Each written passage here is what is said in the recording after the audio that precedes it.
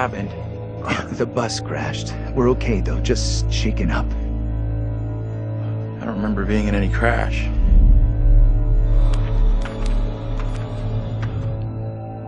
Well, here we are on set of Little Hope, part of the Dark Pictures anthology. Tell me about the characters you play in the game.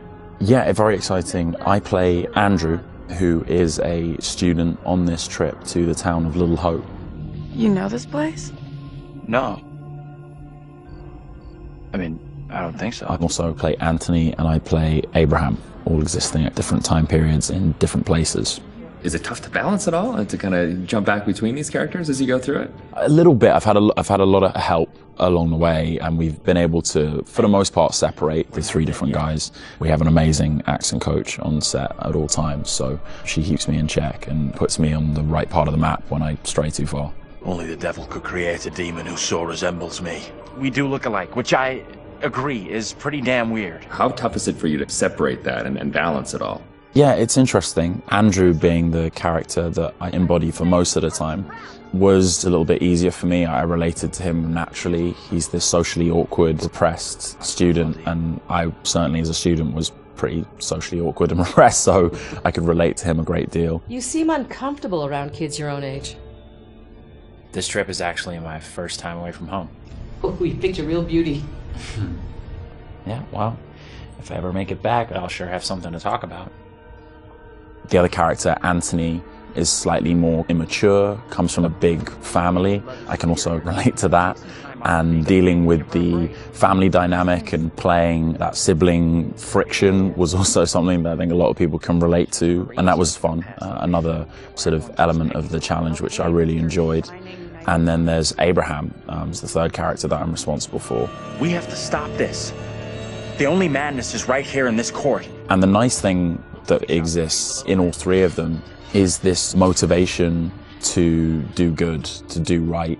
And I think all three characters I really had admiration for. They seem to be like morally adept, and it's important to respect, I think, the characters that you play, or at least identify something within them that you respect. And I respected all three of the guys that I played. I know what must be done here. And they're all so very different, and even the level of the accents change between them. Is that something that's challenging to navigate? Yeah, that's been really fun for me. It's been, when playing Andrew, I've been doing a relatively neutral American accent, but we've sort of based most of the action in New England, so it does lean towards the East Coast, and it doesn't take on too strong of a characterization in either direction. The vocal work for Anthony is similar to that, but because Anthony lives within the 1970s, there's been a little bit of tweaking to the accent in order to accommodate the times. And then Abraham's an entirely different accent. It's been a bit of guesswork as far as constructing that accent, because there's no recordings of what people sounded like at that time. But I suppose the closest thing to it, we imagine, is a kind of Northern English accent. And my dad's from Yorkshire, so I've basically been ripping off what my dad sounded like when he was younger. She talked in this really weird accent. Was that even American? And also with the process itself is a huge, like a learning curve, like you say, with the performance capture. What's the process been like for you? Have you been able to adapt? Do you feel at home now wearing the helmet? And yeah, it's funny. I mean, it presents a whole host of challenges. It can get a little uncomfortable. Okay. After a while, it can get a little uncomfortable. You never forget the first time you go for a wee wearing that headset, thinking, am I on some sort of screen somewhere in the studio right now? Can people see me weeing? But you soon get used to the headset and the pack that you're wearing. And I think the best thing you can do is try and remove that from the equation entirely and just make it about looking at the person opposite you.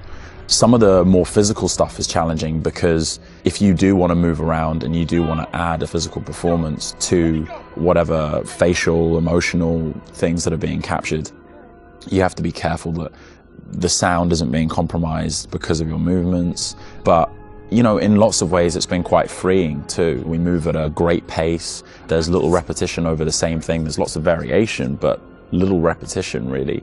And we have an opportunity to move freely about the space pretty much. We're not confined to marks, and we don't have to relight every single moment. It's go, go, go. It's been 100 miles per hour, and I've loved the intensity of it. It's been great.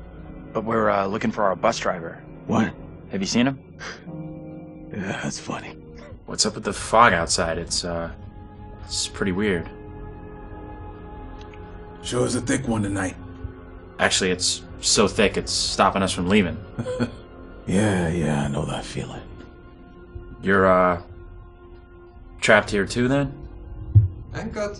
It's a whole different pace, I feel, than what you normally when you're setting up a scene and you shoot front to back, and then now it's kind of like you're just jumping in and you're just like stop, start, stop, start. It must be kind of refreshing in a way. 100%, yeah. You can start in the morning and by lunch you've died and come back to life 4 or 5 times, whereas on a film set you would have had to shoot for several weeks to get that material. So you do blast through a ton of content. Run! Get the hell out of there! Look out! Yeah, it's gonna be really cool to see yourself in a video game. It's gonna be an incredible experience too. And then now your friends and family members can like play you in a game. That must be a whole weird feeling. Yeah, that is really weird. It's strange enough seeing my face on screen in anything, but you're really mad and exciting, I guess, to think about being in a video game. I guess that's like a little kid's dream in lots of ways, so I feel very lucky. It's incredible. And your friends are gonna call you, but like, I killed you. Yeah, I killed you 3 times. They're like, good to speak to you too, bud. Yeah, thanks for the call.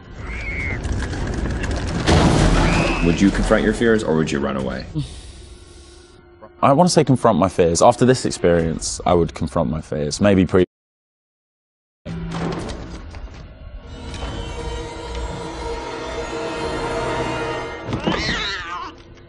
What kind of place is this?